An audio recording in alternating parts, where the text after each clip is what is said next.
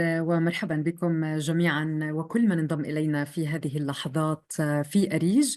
يسعدنا أن نرحب بكم اليوم ومجددا في ندوة رقمية أخرى تنظمها أريج بعنوان مقدمة في العدالة الجنائية الدولية. تأتي هذه الندوة الرقمية في ظل تزايد حاجتنا إلى فهم أعمق للأنظمة القانونية التي تعنى بمحاسبة مرتكبي الانتهاكات الجسيمة للقانون الدولي. هذه الندوة هي ليست الأولى، هي تعقد استكمالا للندوة الرقمية السابقة أو الويبينار السابق حول العدالة الانتقالية، وهي تهدف اليوم إلى تقديم معرفة عملية تساعدنا نحن كصحفيين وصحفيات على تغطية الجرائم الدولية وقضايا المحاسبة والمساءلة، إضافة إلى فهم التحديات القانونية والأخلاقية المحيطة بها. اليوم في هذا اللقاء موجودون معكم لنسلط الضوء على تساؤلات جوهرية تهمنا جميعا كصحفيين وكمهتمين أيضا في قضايا العدالة الدولية، العدالة الجنائية الدولية. أولا سنسلط الضوء على الفروقات الأساسية التي يجب معرفتها للتمييز بين الإبادة الجماعية، الجرائم ضد الإنسانية وجرائم الحرب.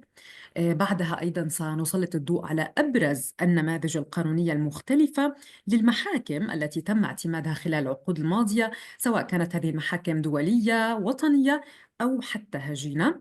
وفي النهاية أيضا سنتحدث كيف يمكن أن تسهم المقارنة التحليلية بين هذه النماذج في تمكين الصحفيين من توضيح الخيارات القانونية المتاحة لجمهورنا كصحفيين بشكل أكثر دقة. اليوم أيضا سيكون ضيفنا في هذه الندوة الرقمية الزميل الصحفي تيري كروفيلييه، رئيس تحرير موقع جاستس إنفو التابع لمؤسسة إيغونديل وأحد أبرز المتخصصين في قضايا العدالة الدولية. أهلا وسهلا بك تيري مرة أخرى في أريج. Thank you very much, Nadine. Great to be back. شكرا تيري، ونحن أيضا سعداء جدا بوجودك معنا مرة أخرى، خاصة يعني مع ما لقيته الجلسة الماضية من اهتمام كبير من قبل المشاركين، وحتى أيضا بعد رفعها على موقعنا على يوتيوب. طبعا بالتأكيد لكل المشاركين معنا بإمكانكم طرح أسئلتكم، كل الأسئلة أثناء اللقاء من خلال الQ&A. ولا تنسوا أنه بإمكانكم أيضا اختيار اللغة التي ترغبون بمتابعة الجلسة بها من خلال أيقونة الكرة الأرضية الموجودة على الشاشة. يعني اليوم سأعطي الوقت كله لتيري حتى نستغل الوقت بأمثل طريقة، لذلك سنبدأ تيري مباشرة للإجابة على التساؤلات التي طرحناها في المقدمة. ودعنا نبدأ بالسؤال الأول حول الفروقات الرئيسية بين الإبادة الجماعية، الجرائم ضد الإنسانية وجرائم الحرب، وكيف يمكن لنا كصحفيين أن نتذكر هذه الفروقات.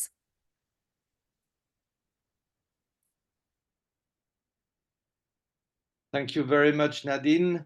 I'm very glad to be with all of you. Of course, we all agree that it's a bit frustrating not to be in the same room so I can see you and meet you in person. As Nadine knows, we all prefer to do this in a much more interactive way. Unfortunately, with this format, it's a bit more complicated, but I hope you have a chance to bring your question, and so Nadine can sort of at least select some of them, and we'll try to pose sometimes so that I can have a chance to know about what you want to ask or clarify or investigate a bit further. Last time, for those who were here at the last webinar that I made with you, we talked about transitional justice in general. And as you remember, criminal justice is only a part of that field of work. But today we're gonna focus on that particular part, which is essentially prosecutions, criminal prosecutions and trials. And what I wish to do first is, I'm not a lawyer. I'm like you, or at least I guess most of you. I'm a reporter, and I specialized in covering these war crimes trials, but when I first started, I had no clue about all these legal terms and concepts. And it's very important for us to at least understand the basics. I don't think we are required to become lawyers. We're not required to know all the details and all the arguments, but we need to make sure that we have the basics right, so that we can use these terms. All these terms are legal terms, and as you know, they're technical, and so there's a risk of us using technical words in the wrong way or in a very unprecise way. And as you know, all these terms are very politically charged. And so I think it's important to find ways for us reporters to remember a few things that help us not making big mistakes. And that's what I want to try to do with you, is to share with you really the most simple ways we can find to not forget the difference between these three main crimes that we constantly hear about, talk about, that politicians use also in a way that is often very imprecise. And so it helps us if we know better. It helps us to better inform our readers and listeners, of course. It also helps us to put better questions to those in charge, in governments or local authorities or whomever, when they use these terms, and that we kind of know that they might use them wrongly. And so that's what I'm going to try to go through with you. And there will be a couple of slides for each of these main crimes. I have reduced what is written on the slides to what you really need to remember ideally. Like, it should be something that you have in mind. Once we're done with this webinar, you should, walk away with these ideas clear. They are not complicated to remember. And if you remember only that, I think you're going to avoid some basic mistakes in your reporting. So the first crime, of course, that is one of the three main international crimes, is genocide. And so what is it? And as you can see on the slide, there's one sentence that if you remember that one, it's going to help you to distinguish it from the others. So if we reduce the definition of genocide to a form that is useful for us reporters, that would be the intent to destroy. That is very important. To destroy whom? One of these four groups: a national group, a racial group, an ethnical group, or a religious group. Now, of course, some of you are going to say, well, why racial, ethnical, national? That sounds a bit of the same. And sometimes it is a bit difficult to really know which of these three we are talking about. Remember that this definition was made a long time ago, after the Second World War, and that's the kind of terms we were using at the time. They're still valid, but what is important is to remember that it's only these four groups that can be victims of a genocide according to the international definition of genocide, which is the one that prevails, for instance, before the International Criminal Court or before any of the international tribunals that we have had in the past 30 years. I'm saying this because, of course, it's the definition that is agreed upon, but you could find some differences in national legislations on the definition of genocide.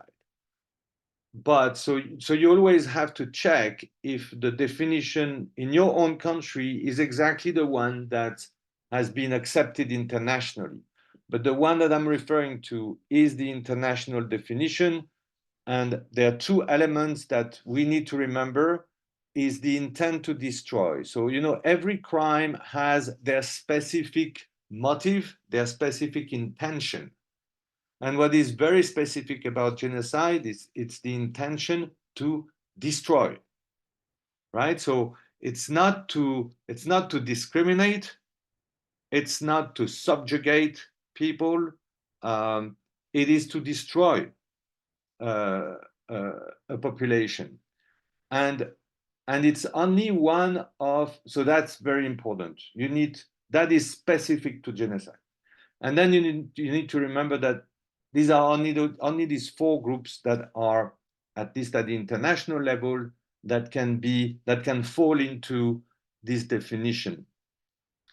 There's a way for you, I think, at least it helped me, there's a way for us to remember why these groups, you know, like for instance, we don't see the political group, it's not there. A political group doesn't fall under the international definition of genocide. And so what is very specific about these four groups that have been agreed upon is that you don't choose to be a member of that group. You were born with it. You were born Syrian. You know, you were born black. You were born, what can I choose? You were born a Tutsi. If I take the example of Rwanda, where you have two ethnic groups, you were born a Tutsi or you were born a Hutu, or you were born Muslim or born Christian. It's not something that you choose. It's something that you were born with. You can't, it's permanent, right? That's a way for me to remember why these four groups and not others. If you take, for instance, a political group, you're not, usually you're not born as a member of a political group. You choose to become a member of a political group. You see the difference, as opposed to choosing to be Christian or Muslim or Buddhist. You don't. You're born with it. Okay, so that helps us to understand why these four groups and not the others. Okay, so remember, if you remember these two elements, you already have a sense of what is specific about the genocide crime. Another aspect of it, because you will see that for other kind of crimes, it is not the case. You can have genocide happening in wartime or in peacetime. You don't need a war for a genocide to take place.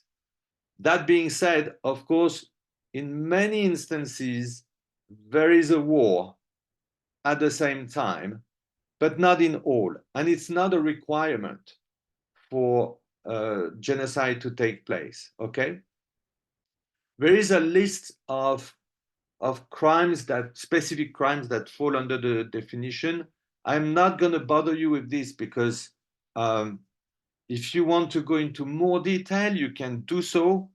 But I think here our exercise is to remember what you can easily remember.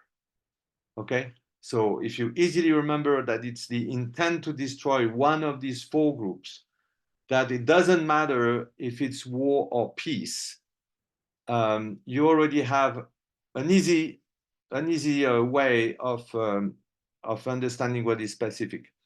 But let's say that most specific crimes that fall under, that can be genocide, are about physical destruction.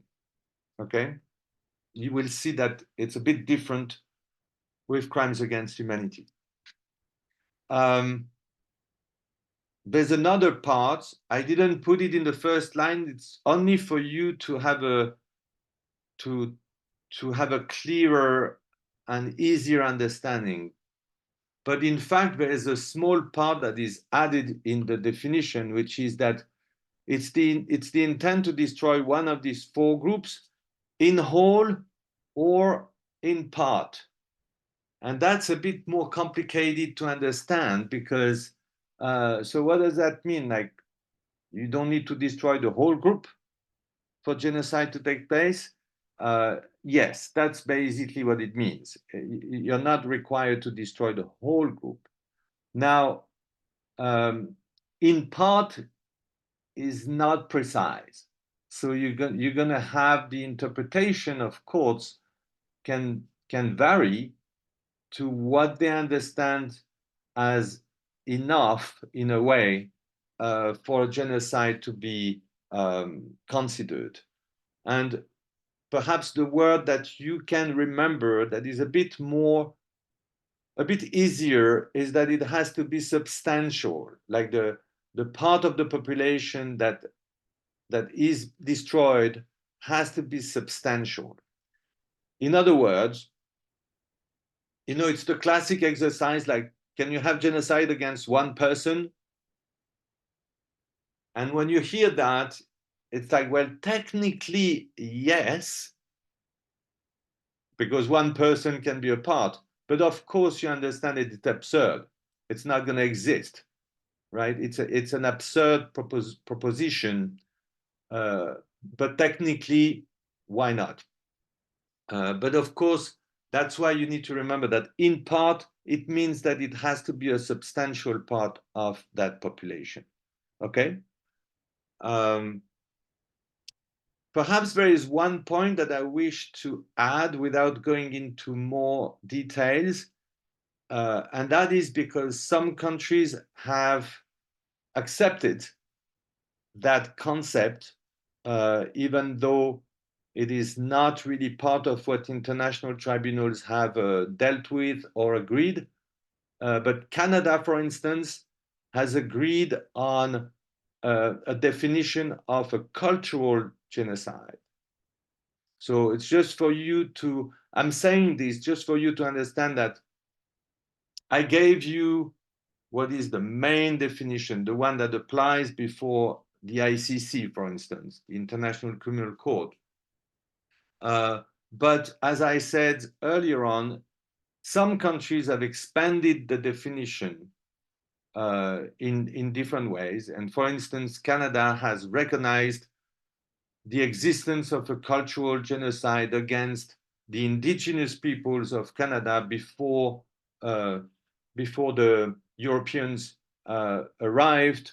There were people living there, and part of the way that Europeans committed genocide against these indigenous people was through the destruction of their culture. Okay, so I hope this is clear enough, but perhaps we will wrap it up at the end. Genocide, remember this main sentence. It's the intent to destroy, which is very specific, one of these four groups and one of these four groups only. At the end, when we've gone through the three crimes, I think I will ask Nadine to sort of tell me what are the questions, and if anything that can be clarified, we will try to do so. I'm sorry, it's the one part that is a bit complicated with this format, is that if we were together, I would immediately ask you, is it okay? Did you get it? But with this format, it's more difficult to say that. So the second crime is the crime against humanity. Again, one line that you should remember, because that's the definition of a crime against humanity. It's a widespread or systematic attack against a civilian population. What you need to remember is widespread or systematic, not and, or. You don't need to be both. You need it to be one of these two.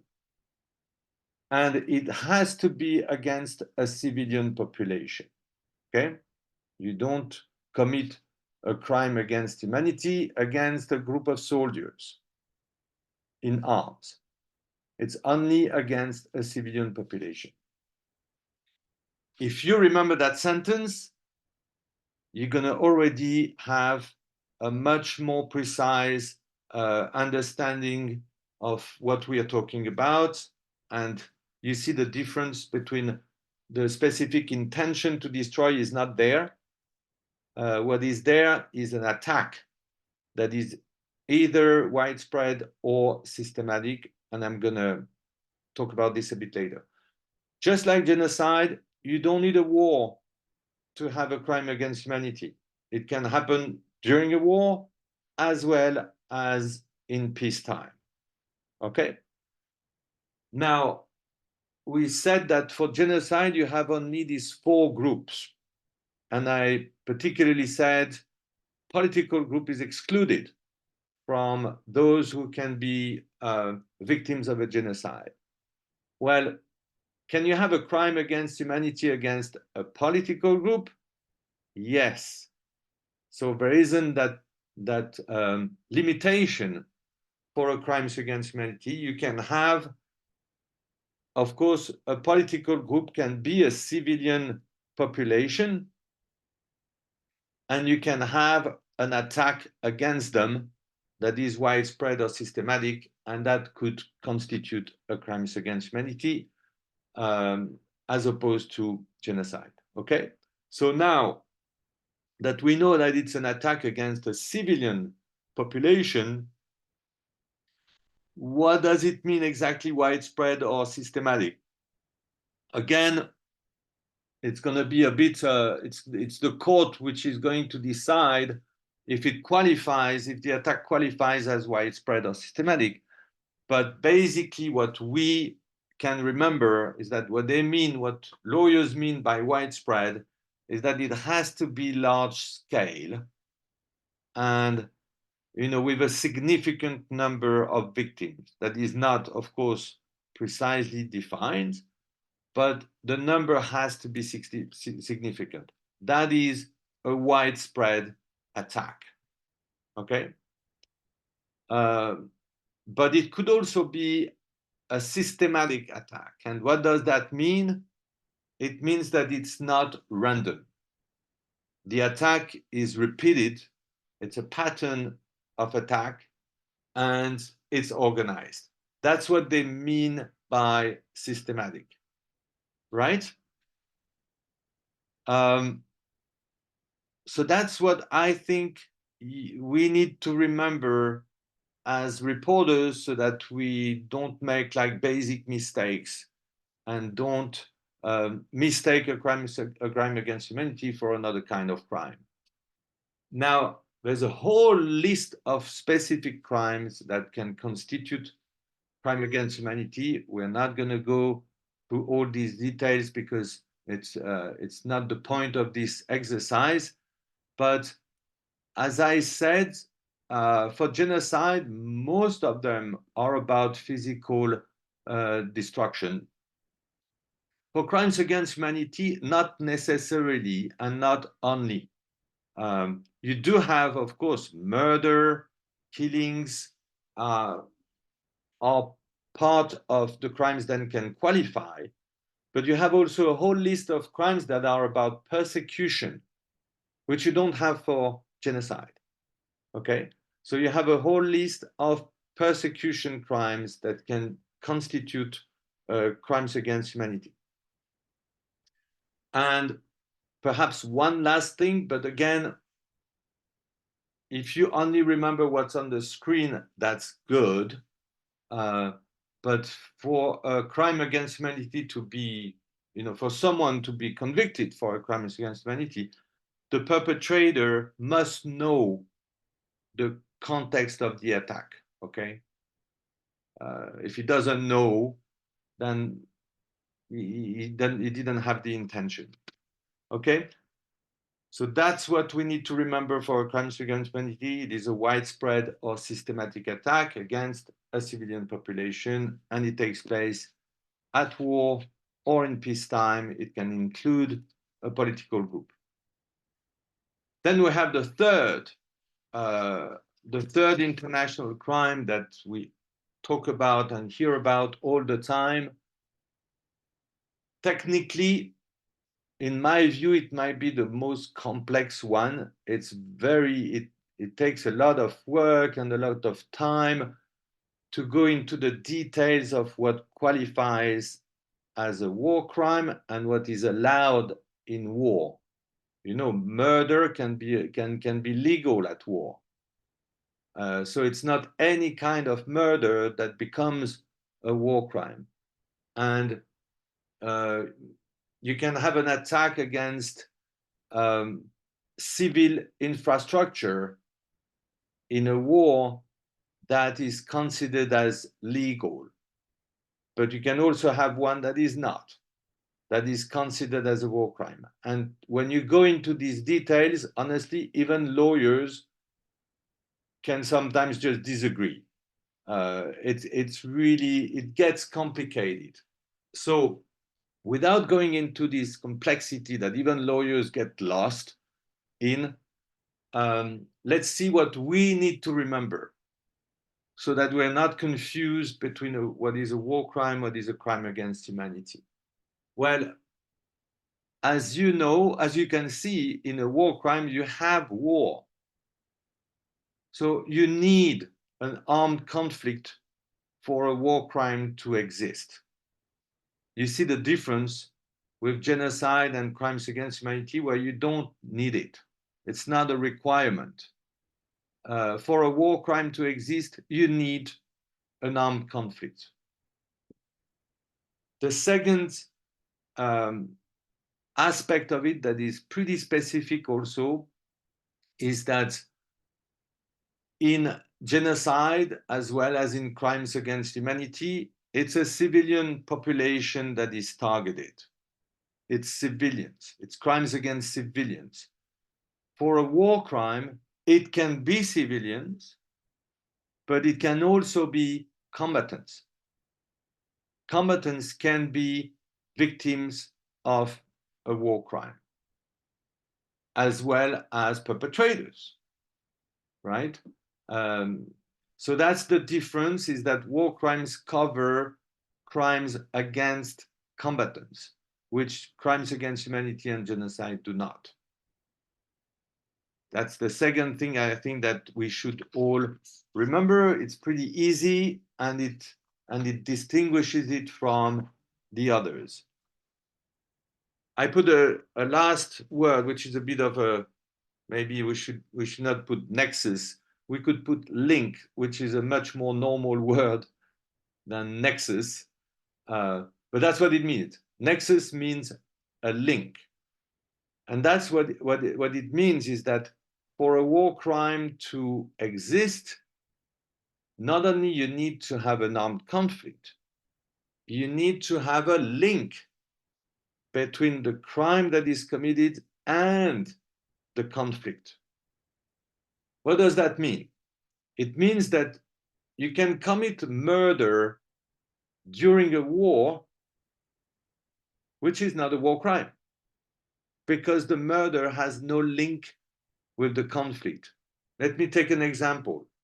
There is war in a country, and Mr. X lives in a small town or a village, and he has an old grudge against his neighbor. He doesn't like his neighbor. He's been in, he's had very big problems with that neighbor. He hates that neighbor. And he takes the opportunity, because there's a war, there's chaos. He says, well, it's a good opportunity to get rid of my neighbor. I'm going to go and kill him. Well, it's murder. It's clearly a crime, but it may not qualify as a war crime because the murder has nothing to do with the conflict, right?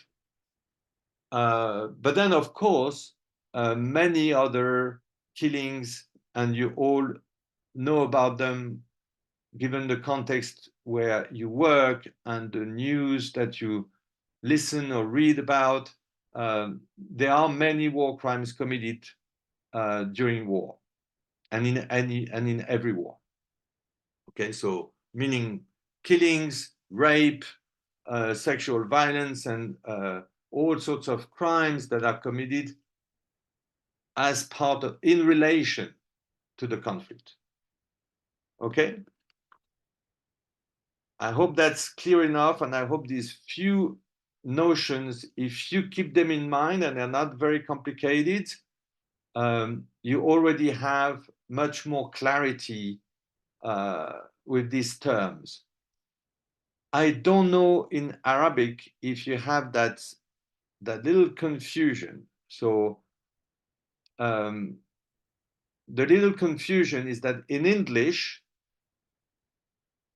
a war crime is what I just said, legally speaking, but there's a habit that is considered everywhere, that I also use it when I write in English.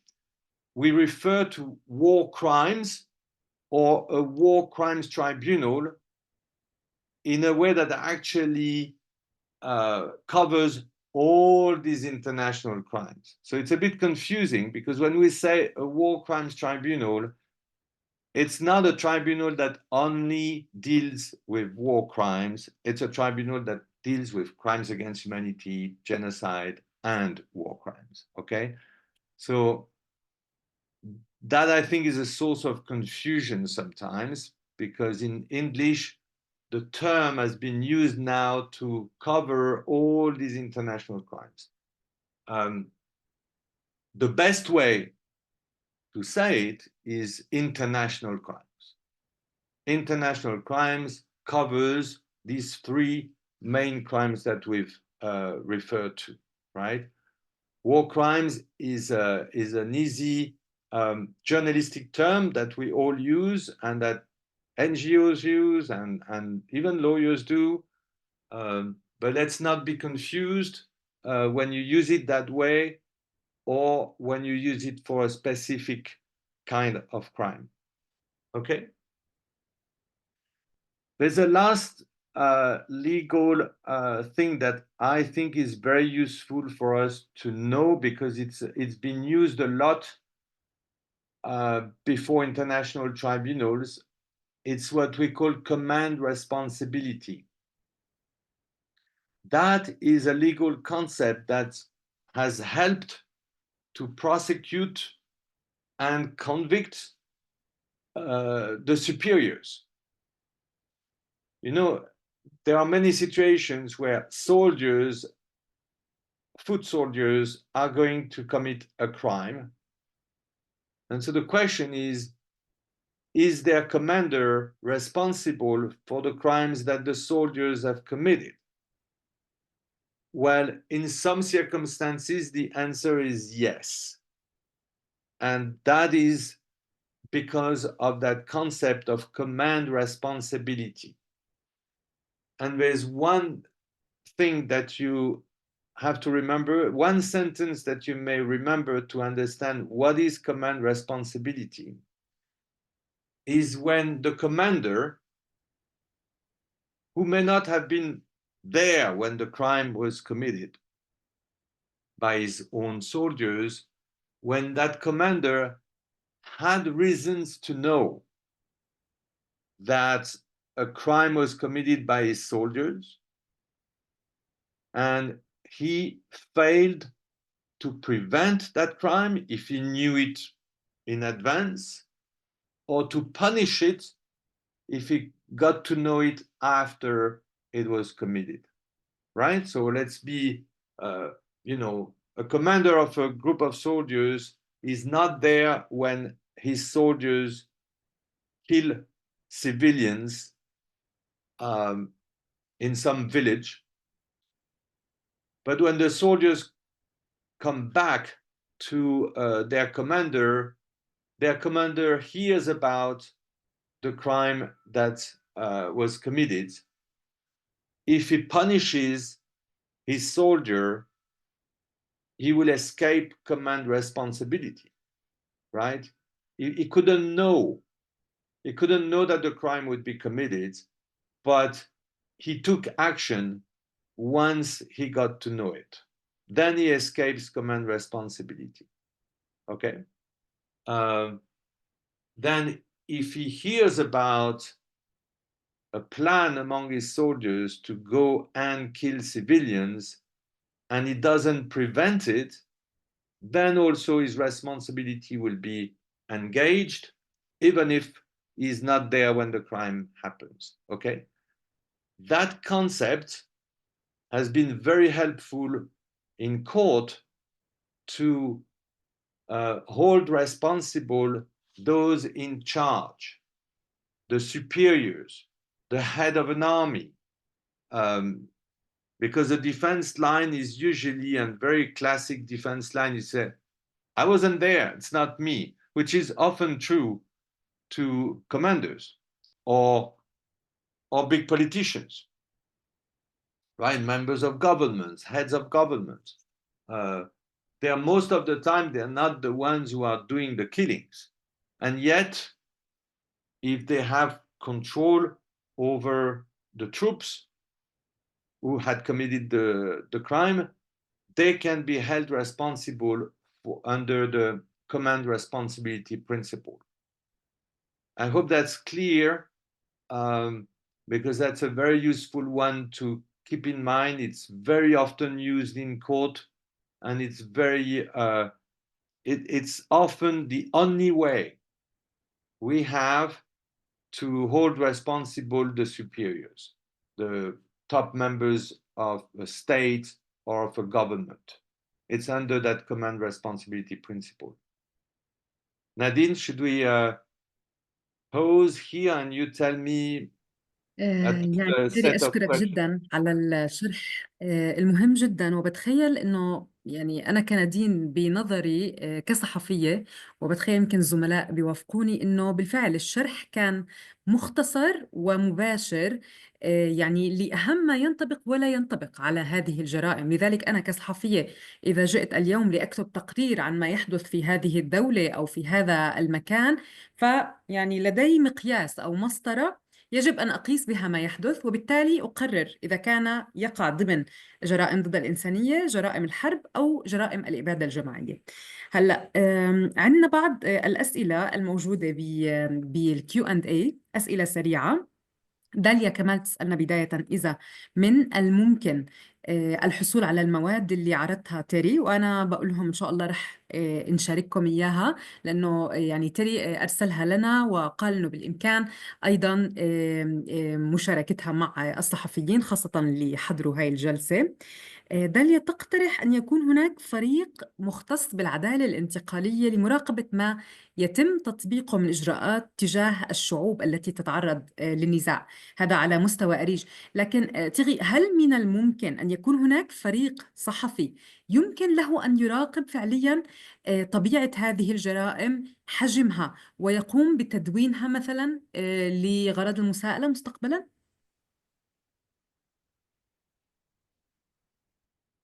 There are different views, Dalia, about the role of journalists when it comes to this. And I think it also depends at what stage you are. I think that there is a difference between the moment where the crimes are committed and there is no justice, no court, no court system is in place to deal with the crimes, no investigations. Then, of course, journalists are among the key first witnesses to these crimes, and it's clearly part of their job to investigate these crimes and to document them at that stage. Now, if you've reached a stage where you are in a country, in a place where you have an organized police with professional investigators, courts working that do the investigation on war crimes, which is, for instance, mostly the case in Ukraine today. In Ukraine today, there are many war crimes committed, but the judicial system and the police system of Ukraine works. And so if such a crime happens, most of the time you're going to have the police is coming. And then I think in that case, what becomes the main role of the journalist is to be the monitor of the justice system, of how well the court system works. Are the investigations fair and properly run? Are the trials fair and respecting legal standards? Then I think, yes, we journalists turn into monitors of war crimes justice. That's what I've been doing, for instance. Like for the past 30 years, what I've mostly been doing is to check if courts work according to fair standards and impartial standards.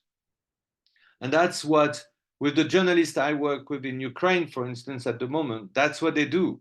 They go to court and they cover the trials to be there and to check if the courts work properly. So you have different roles, and you have different roles in different situations. Journalists do have a role in documenting war crimes when they happen, and especially if there is no other investigation going on. And they do have a very key role, in my view, in covering the trials if and when they take place. Because because we are here to check if different powers use their power properly. And the justice system is a power. Judges have enormous powers. Prosecutors have enormous powers, and they can abuse them like any power. And we are here to, to be the watchdogs of the judiciary when the judiciary works. I hope that's a complete answer. I can go a bit further. There is a bit of a controversial debate about this, Dalia, which is, should journalists become investigators, criminal investigators in war crimes? And some people think so and organize trainings saying that we should have a pool of reporters that are criminal investigators. I don't think so. I think it's a confusion of roles. I think that journalists are not police. We are not the police. And it is only the police, in my view, in a society that has the training and the mandate to run a criminal investigation. So what journalists do and are legitimately doing is to document a war crime that has happened, but I don't think they should transform themselves in criminal investigators, which is a different job, and it's a job of the police. And نعم، يعني is تيري that أشرت enough? ربما إلى الدور، عفوا على المقاطعة تيري، تفضل إذا كنت تريد أن تضيف. I was about to add something that goes a bit outside the scope of this meeting, but again, let's make it interesting to reporters, because that is very connected to what Dalia is asking, I think, and it's a real question that every one of us has to decide, because there is no rule. It's the question of, do journalists have to agree to testify in court? So you will see, Dalia, how it's connected, because I'm a war reporter. I witness a war crime, or I meet war criminals. I interview them during the war. The war ends, a court is established, and suddenly my reporting, what I published, becomes evidence in a criminal trial. And the court asks me to come and testify. Well, it's up to you. There is no rule, but there's a divide among us between those who say, yes, of course, I will testify, and those who say, no, I cannot testify, because if we become actors in a court, in a trial, then when we go back to the field to do our reporting, combatants, armed groups, or armies are going to suspect us to be helpers of a court, to be policemen. And that creates confusion about our role. And I, as a journalist, I want to be allowed to access anyone during a war without being suspected to be there to denounce them, or to just be serving a different power, which is a court. And that divide has been so strong that some very senior journalists have refused to go and testify before war crimes tribunals when others have fully agreed.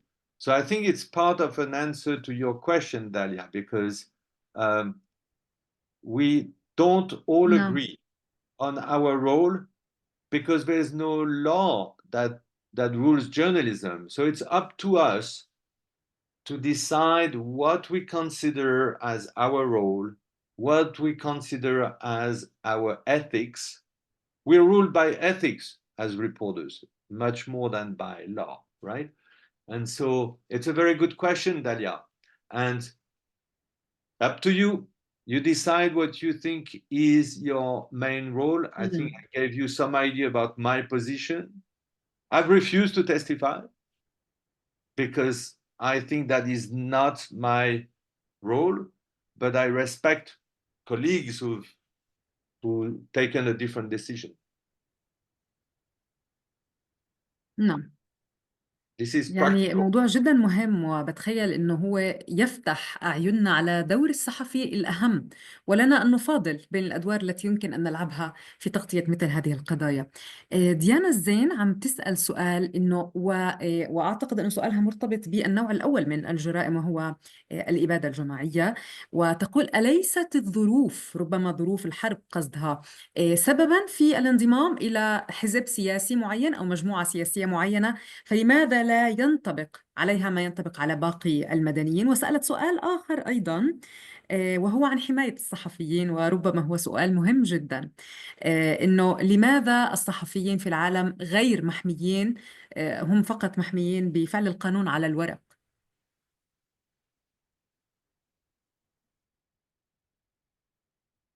Well, these are very good questions. I hope I understood the first one, which was why politicians cannot be prosecuted for genocide. Is that the question? لا، السؤال هو، سألت ديانا السؤال الأول هو لماذا تستثنى الأشخاص المنضمين أو الجماعات السياسية من جرائم الإبادة الجماعية، أو ليست الظروف هي ما يدفع الأشخاص إلى الانتماء إلى مثل هذه الجماعات، فلماذا تستثنى من جرائم الإبادة؟ هذا السؤال الأول كان. The real reason is that when the Genocide Convention was created after the Second World War, all the major powers had to agree on that decision. And in particular, at the time, Russia was the Soviet Union. It was a communist, kind of empire with lots of serious problems with their political opposition. And so Soviet Union was one of the big states at the time who refused that political groups be included in the definition, in part because they didn't want, they knew that they would go after political groups. Okay? So there is a political dimension that explains the restriction of the definition. But as I said, there's another way to also look at it, which I think is also legitimate, even though there's always politics, you know. If you go to Ethiopia, the national definition of genocide in Ethiopia includes the political group. They included it. It's not the one that is admitted internationally, but they changed their own definition. But the other reason that I think is intellectually interesting and valid is the one that I gave you, which is there is a difference between being a member of a group just by your birth. You've not decided it. You can't change it. Everybody will always, for the rest of your life, people will say, you are Muslim. People will say, you are an Arab. You can't change it. And a group that you have joined consciously as an adult by your own choice, which is the case of a political group. So I hope that helps you to understand that your question is good. There's a political reason behind the exclusion of political groups of the definition.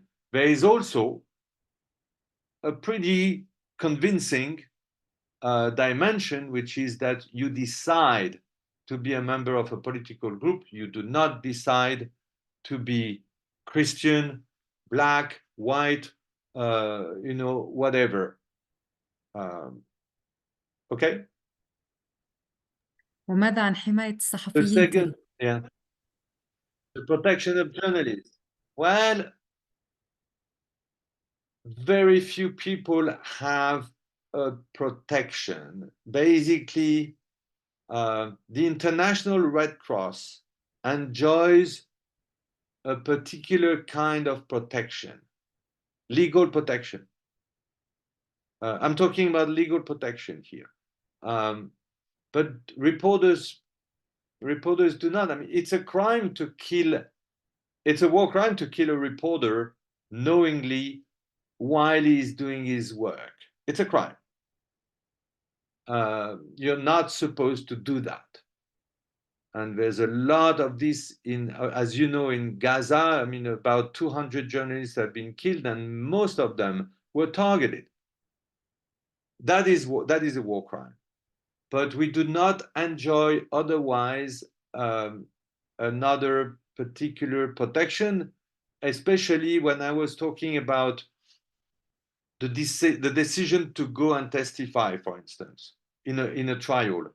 Every citizen can be compelled to go and testify. We can be told by the court, you must come and testify. That's the case for every citizen, and reporters are no exception. The only exceptions that I know are International Red Cross members can enjoy a form of immunity from testifying, but we do not, which I think is okay. نعم، We are يعني citizens. لدينا كمان سؤال تيري من ندى محرم. سؤالها أعتقد مهم وحيوي. تسأل: هل يمكن أن تنفذ الدول قرار المحكمة الجنائية الدولية باتجاه مرتكبي الجرائم مثل نتنياهو مثلا من عدم دخول دولة ما؟ والسؤال الثاني مرتبط به: ماذا لو كان لدى تلك الدول القدرة على تنفيذ القرار ولم تفعل ذلك؟ هل تحاسب؟ ومن المحكمة المسؤولة عنها؟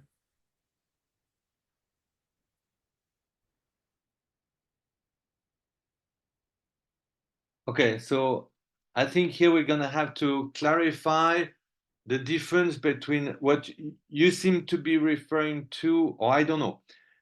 It depends if you're referring to the International Court of Justice or the International Criminal Court. And they're different. The International Court of, both of them are in The Hague, so it's very confusing. But the International Court of Justice is not a criminal court. It's a court, it's a UN court that practically all states in the world have recognized, at least the vast majority. And it's there to settle disputes between states. And the decisions that the ICJ is taking, it's for the states are supposed to respect them, but if they don't, the court cannot do anything. They can be blamed at the level of the United Nations, but there is no system where there's going to be an immediate sanction. So when South Africa filed a complaint before the ICJ against Israel for committing genocide in Palestine, in Gaza, we don't know yet what the decision of the court will be, but they took very early measures. They asked Israel to stop and to allow humanitarian aid into Gaza. Israel did not respect those decisions, and there's nothing we can do, unfortunately, except keeping on putting pressure and shaming Israel in that particular instance. And of course, you have the same for Russia. Russia was also asked by the ICJ to stop the invasion of Ukraine. Obviously, it did not, and nothing could be done against it. And then you have the International Criminal Court, which is, you can hear, it's a criminal court, so it can prosecute individuals. The ICJ is only a state complaining about another state. The ICC does not deal with states, it deals with individuals. So it is the ICC that has issued an arrest warrant against Netanyahu, as well as the former leaders of Hamas, who've all been now killed by Israel. So Netanyahu has an arrest warrant, and the ICC is recognized by about 120 states today. There are many powerful states who do not recognize the ICC. China, Russia, the United States, Israel, India, Brazil, not Brazil, but anyway, big countries are not recognizing the ICC, though they don't care. They have no duty towards the court. But members of the ICC, which is most European states, for instance, and many African states as well, normally they have the duty to apply and respect the court decisions. So, legally speaking, if Netanyahu went to France or Germany or Italy or Poland, who are all members of the ICC, he should be arrested. Is it what happens? No. In some cases, what we see is that at some point the states say that they will respect the decisions of the court, and because all of a sudden it doesn't serve their politics or their political position, they're not going to respect the decision. And there's not much we can do about it, except complaining and filing petitions to the Constitutional Court or in your own country or before the ICC. But at some point, a court has very limited power. It has the powers that political powers give it.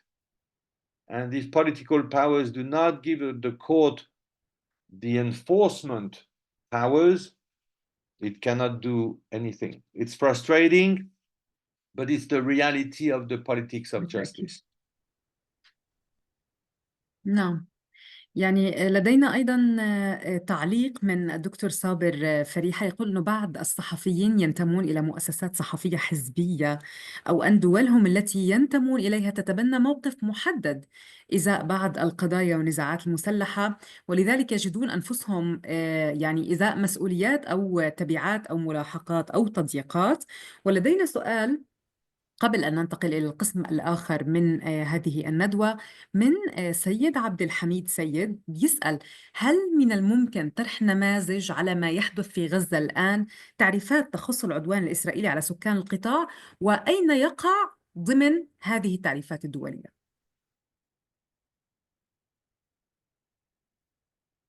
I'm not sure that I fully understood, Nadine. I understood that the question is about journalists with a bias, journalists who are both reporters and political activists, right? هذا كان مجرد تعليق، ويعني ليس في إطار الأسئلة، كان فقط مجرد تعليق. أما السؤال فهو فقط الجزئية المتعلقة بطرح نماذج على ما يحدث في قطاع غزة ضمن التعريفات اللي تحدثنا عنها. What's happening in the Gaza Strip, is it part of that problem? I mean, the position, basically, that's the position that Israel is actually taking, which is to say, well, they are not reporters, they are militants. And that allows Israel to say, we are not killing journalists, we're killing militants, right? And that's a bit of a difficulty, because in such kind of context, many reporters become partisan because there is no other way, or because they have very strong opinions, but also because there is no other way. You can only be sort of, from one side in such circumstances, like in Gaza. And so, and there's no line. We don't know, there's not a professional card that you can show and say, look, I am a non-biased reporter. That does not exist. And in the press, as you know, there's always been militant activist journalists and other journalists who consider that you cannot be both a journalist and an activist. There's always been these two kind of reporters, and in the context of a war, or in the context even worse of massive destruction like in Gaza, that line almost disappears by itself, because all reporters become part of or are considered as part of the conflict by the warring parties. I don't know if that answers your question. I'm not sure, but that's what comes to mind. نعم، يعني تبقى لدينا من الوقت المتاح 25 دقيقة، وربما لنا الآن أن ننتقل إلى الجزء الآخر من الحوار، وهو النماذج القضائية المتاحة. ويبدو أن هناك بالفعل خلط أصلا بين طبيعة هذه النماذج القضائية المتاحة. فدعنا هنا ننتقل إلى الحديث عن هذه النماذج وأوجه الاختلاف بينها. تيري. Yes, because time is running out. So I have prepared a chart that you will be allowed to have. Nadine, if you you'll be totally allowed to share this chart with the participants. This is a chart that I initially made for myself to help me in my work to understand all these tribunals, what are the differences, what do they have in common, etc. And then gradually developed into a very useful tool in my view for my reporting, but also to share with others, with other journalists. Not everything now is updated. It's very difficult to keep track of everything, but you will have the main data is in that chart. So as you can see, and the chart expands, you will have different documents, but it lists all the international or hybrid tribunals that have been created in the past 30 years. And it compares them with a number of aspects that can be useful one day for me or for you as a reporter to compare. So that's the English one, but there is an Arabic one too. Huh? I think that Arij has organized a translation of the chart into Arabic language. So Nadine, feel free to share the Arabic one on the screen, and I can follow it. يمكننا أن نكتفي بهذه النسخة الآن لتعرض منها تيري، وسأشارك المشاركين بعد انتهاء الويبينار، سنشاركهم النسخة العربية للاستفادة منها على المستوى المهني. Up to you. Yes. But if you prefer participants to be able to read it directly in Arabic, I have no problem. I have my English one, and they can follow me. It's up to you. So you will find in that chart all the different models. You have, basically, we've had three, what we call the fully international model. So a court that is entirely international, based outside the country where the crimes were committed. We had three of them. One was for the former Yugoslavia, one was for Rwanda, and of course the ICC that still exists, that is a permanent court, the only permanent court that is also that kind of model. It's based in The Hague. And then we realized that these courts were very disconnected from the societies for which they were created. They were located outside the country. All their judges and prosecutors were coming from different places. They often had no idea of the history of the particular place that they were dealing with. And it created all sorts of challenges and misconceptions and misunderstanding and big disconnection with the society and with the population. So the international community moved to what we call hybrid or mixed courts, half national, half international, at least part national, part international, most of them based in the country where the crimes were committed, to try to fill the gap between the court and the population. But you will see that some of them have actually more recently been based outside. So these are the different models we have, the international ones and the hybrid.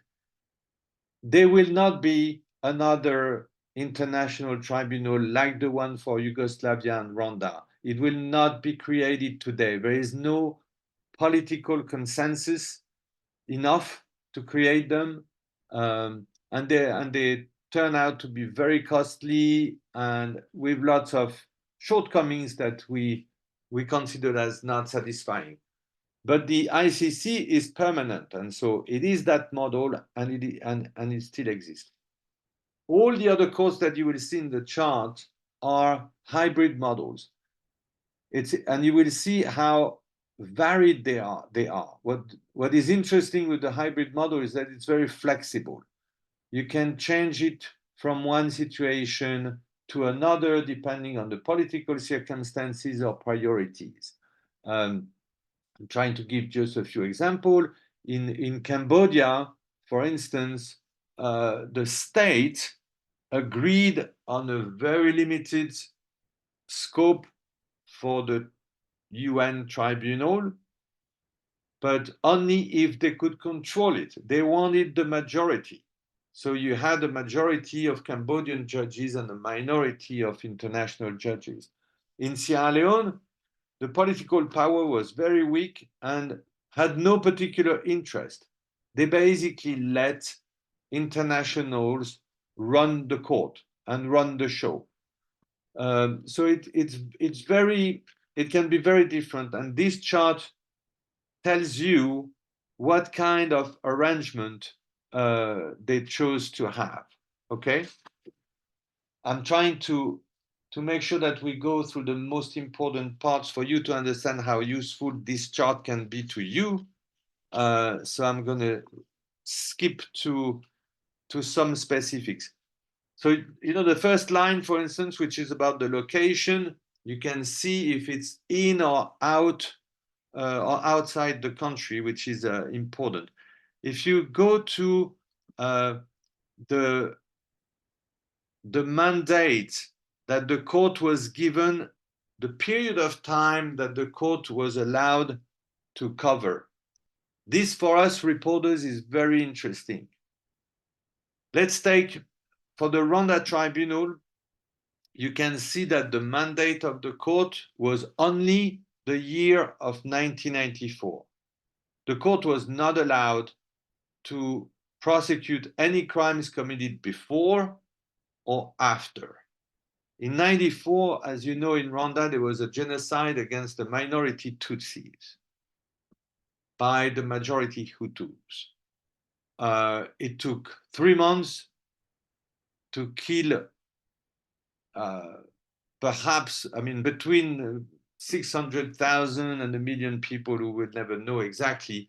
Anyway, an enormous bloodbath, considered as the third recognized genocide of the century. And that took place between April and July 94.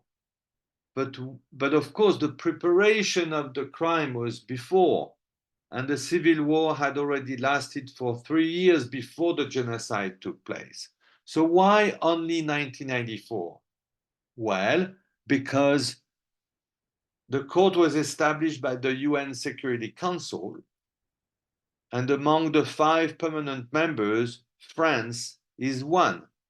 And France was supporting the Hutu government, and their troops were withdrawn from Rwanda in December 1983.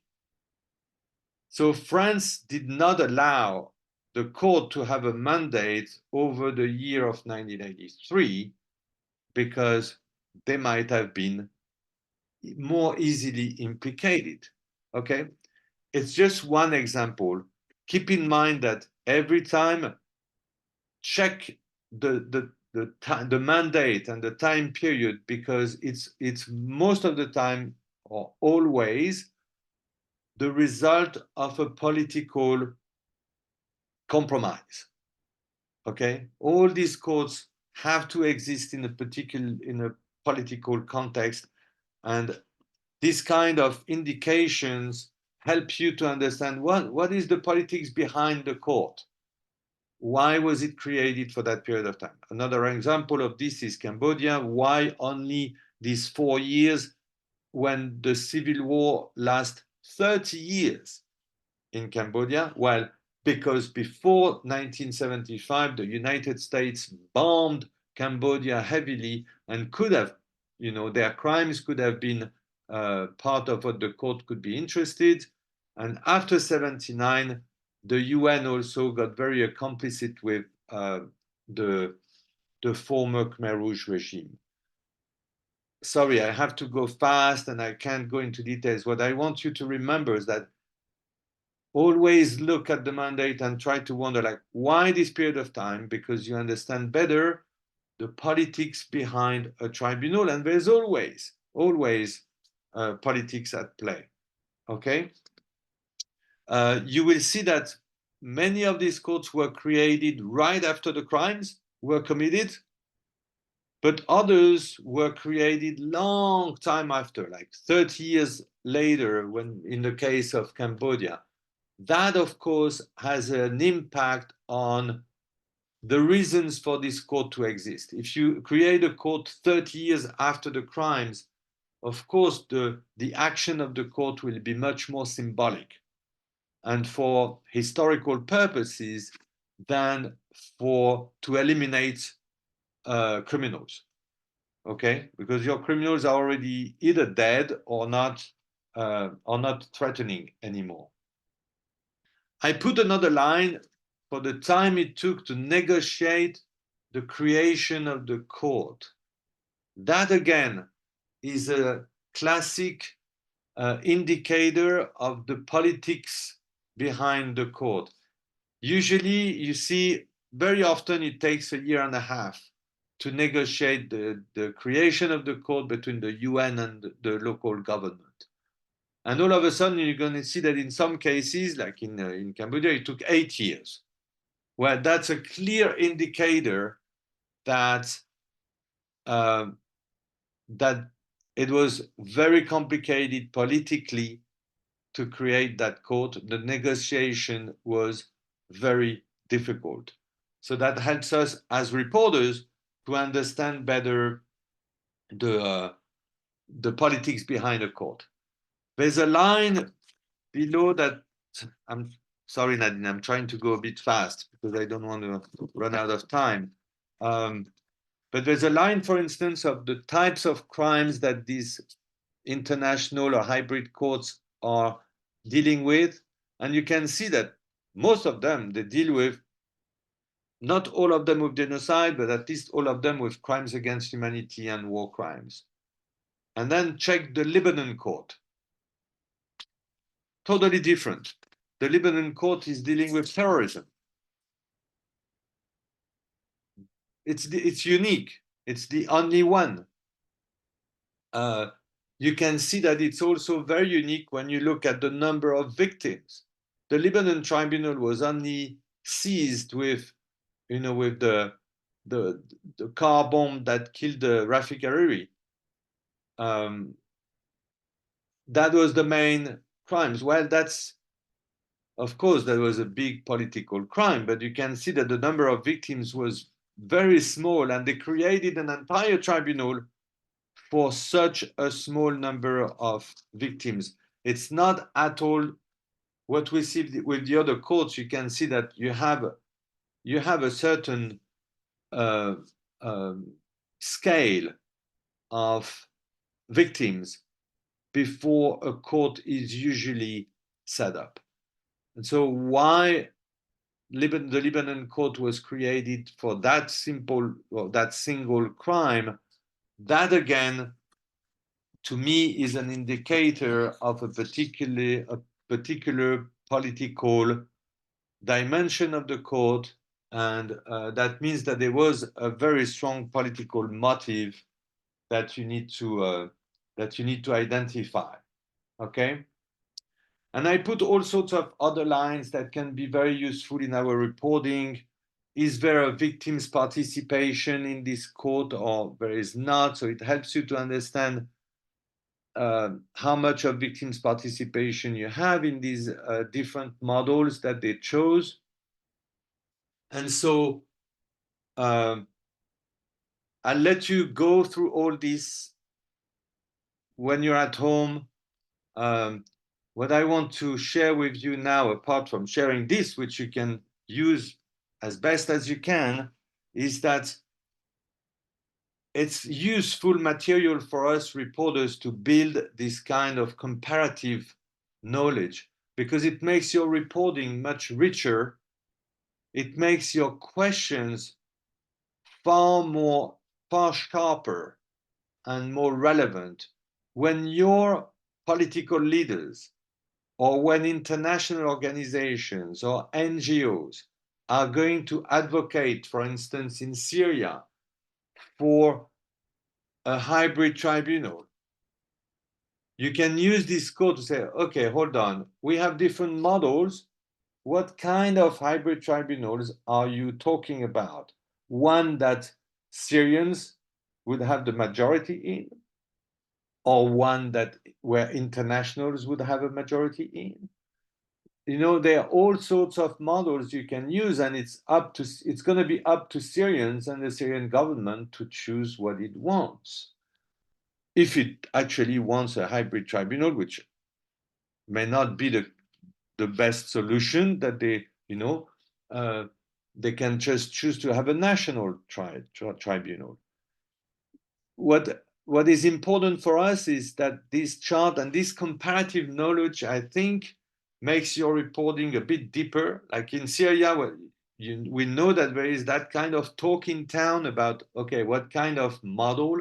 And I know that some international lawyers and organizations are advocating for a hybrid tribunal. Well, why?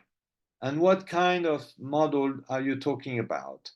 I hope that this chart can help you bring better questions. Look at the cost, for instance. It's very costly, these tribunals. So, you know, how much money do we want to put in this, and whose money does it serve? Look at the number of people that these tribunals have managed to prosecute. It's very small, very small. It's very symbolic. That this chart tells you. So if you have, you know, an international advocate for this kind of model, you can say, well, yes, but look at the other hybrid tribunals before. They tried only a few individuals. Is that what you are, you know, advocating for? I think it helps a lot. Or if the government of Syria decides over a hybrid tribunal, you can ask the authorities these kind of questions. You know, how are you going to make sure that this court can prosecute many perpetrators, at least a number of perpetrators that is significant enough for Syrians to accept it, as opposed to other hybrid tribunals that have tried only a few, and you have the chart to show them, say, hey, I've done my homework. So I hope that can help you to sort of think about all these debates when you hear about them, as opposed to just listen without knowing what they're talking about, and be surprised afterwards that victims didn't necessarily get what they were told they would get. Or another thing you can keep in mind, which is that I'm not ruling out any model. It's not my point, right? There are situations where you have no choice. The only solution is a hybrid tribunal, and it's better probably than nothing. But the tendency, the trend over the last many years now is to go back to some more national domestic systems. Sometimes with support from international community and foreigners, legal advice, legal support, this kind of stuff. But the tendency is to go local, to go domestic. And one of the reasons is that it's more relevant to the society where the crimes were committed, more accessible to victims. And right, so that's going to be part of the debate, in particular in Syria, which I think might be useful for some of you.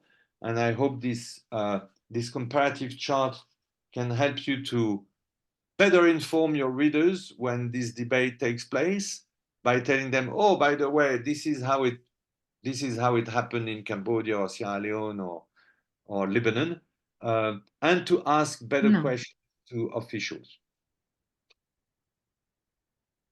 And also, sorry, last one, because we have a responsibility, It also allows you to manage expectations.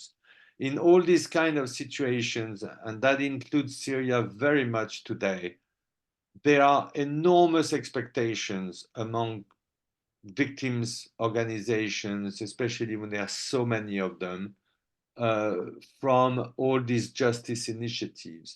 And very often, there's going to be some disappointment.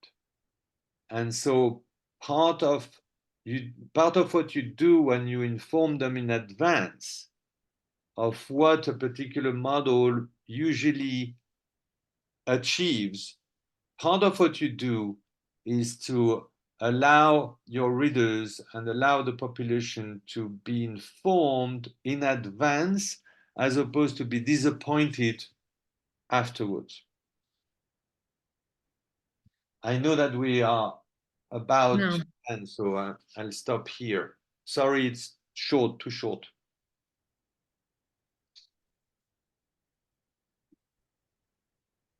بالعكس بالعكس تيري، يعني نحن استفدنا. أنا يعني بحكي عن نفسي الآن، هناك نقاط بالنسبة لي رأيتها أوضح بشكل أكبر، خاصة عندما نتعلق عن التغطية أو ربما كتابة الأخبار بوصف هذه الجرائم. الآن يمكن لنا أن نكون أكثر دقة.